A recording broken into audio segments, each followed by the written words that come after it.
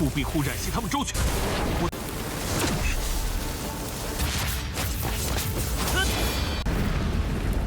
烈焰。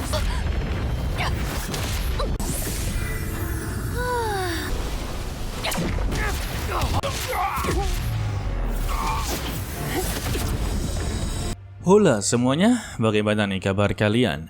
Pada kesempatan kali ini kita akan melanjutkan Tonghua dari Alchemy Supreme. Sebelum ini kita lanjutkan, Mimin inginlah bertanya kepada kalian, ataupun ya, jika ada yang ingin request tentang Tonghua baru ataupun Tonghua lama. Tapi untuk Tonghua lama, sepertinya Mimin tidak akan mengambil dari episode awal, akan langsung Mimin ambil episode sekarang juga ya. Dan jika kalian inginlah request, silakan tulis di kolom komentar ya. Jangan banyak-banyak guys. Oke, kalau begitu langsung saja kita masuk ke dalam ceritanya. Selagi Peitian mencoba untuk menahan serangan dari ketua Istana Api Ling atau yang dipanggil sebagai Hong Yuan, dia memerintahkan kepada penasehat juga untuklah pergi ke kediaman Pangeran Xiao Iyo. Karena untuk keluarga serta teman-temannya sedanglah dalam bahaya besar. Jadi ya, dia berharap kepada penasihat juga untuklah melindungi mereka. Untuk masalah di sini, serahkanlah kepadanya. Dia bisa untuklah mengatasinya. Sehingga penasihat juga langsunglah keluar dari pertarungan guys. Untuk Hong Yuan, dia benar-benar begitu kagum kepada Peitian. Karena dia benar-benar berhasil memperbaiki pedang surga yang telah patah. Tetapi ya, perjuangannya akanlah sia-sia di sini karena seluruh hartanya akanlah menjadi miliknya. Sedangkan untuk Peitian, dia tampak kesulitan dan meminta bantuan kepada Ling Er dalam menambah kekuatan spiritualnya. Sehingga dia pun mendapati energi yang begitu berlimpah dan berhasil untuklah menangkis serangannya. Tidak sampai di situ, Tinzu Zhenwu juga dikerahkan sehingga terjadinya bentrokan kekuatan. Tetapi guys, dengan kekuatan seperti ini masih belum cukup untuklah mengalahkannya. Ya, gimana cara mengalahkannya? Ini kan Kaisar Wu puncak tingkat 5 dan tebasan api langsunglah dikerahkan. Beruntungnya saja ya, Peitian berhasil untuklah menghindar. Dan inilah pertarungan ranah tingkat tinggi. Ya sebenarnya nggak begitu tinggi ya. Dalam dunia Tonghua, semakin tingginya ranah, maka pertarungannya akanlah semakin singkat. Karena mereka akanlah melakukan pertarungan jarak jauh guys. Tidak percaya, kalian bisa melihat di seluruh Tonghua, semakin tinggi maka akan semakin jauh bertarungnya.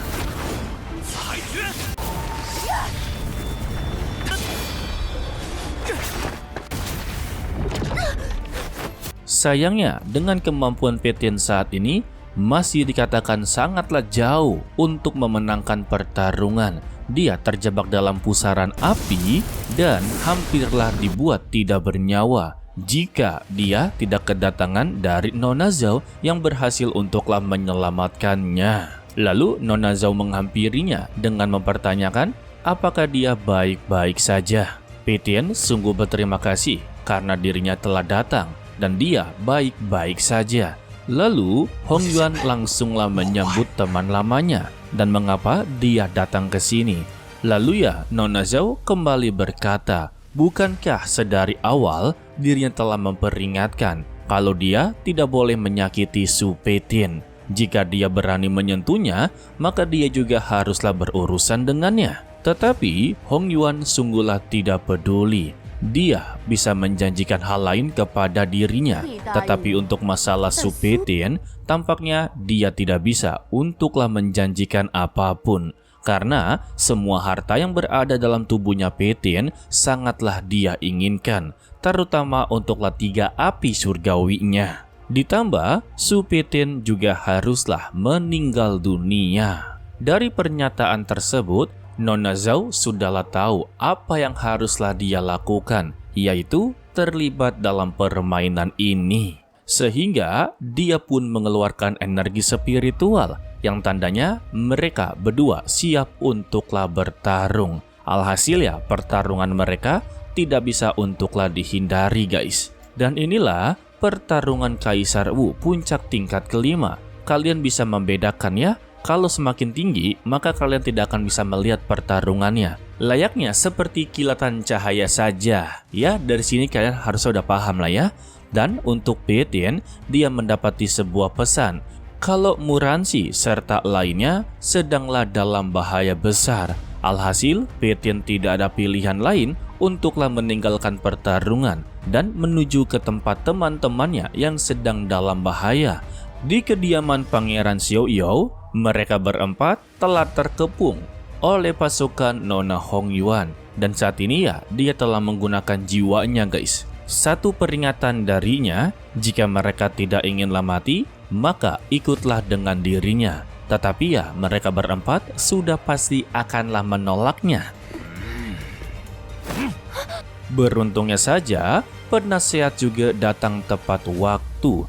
Dia berhasil untuklah menjatuhkan keempat lawannya dengan kekuatan petir. Sembari berkata ya, jika dia inginlah menyakiti mereka, maka haruslah lewati mayatnya terlebih dahulu. Gila, ini penasihat juga yang awalnya musuh, kini benar-benar menjadi teman dari Pietien. Bahkan ya, sudah benar-benar kayak sahabat gitu. Alhasil, jiwa dari Hongyuan langsunglah menyerangnya. Dan penasihat juga mencoba untuklah menahannya guys. Tidak sampai di situ juga, untuk keempat lawannya ternyata masih belum berakhir. Mereka berempat ditugaskan untuklah menangkap Muransi serta lainnya. Dan sangatlah begitu beruntungnya kalau tetua Bayu ternyata berada di sana. Dia langsunglah mengeluarkan kekuatan penekan jiwa yang membuat mereka berempat langsunglah terkapar. Sayangnya, usaha mereka berdua terlihat begitu sia-sia. Meski untuk keempat lawannya terkapar, mereka bangkit dan bangkit terus-menerus. Meski peluang untuklah menang sangat kecil, mereka berdua tetaplah tidak menyerah untuk menghadapi lawan-lawannya.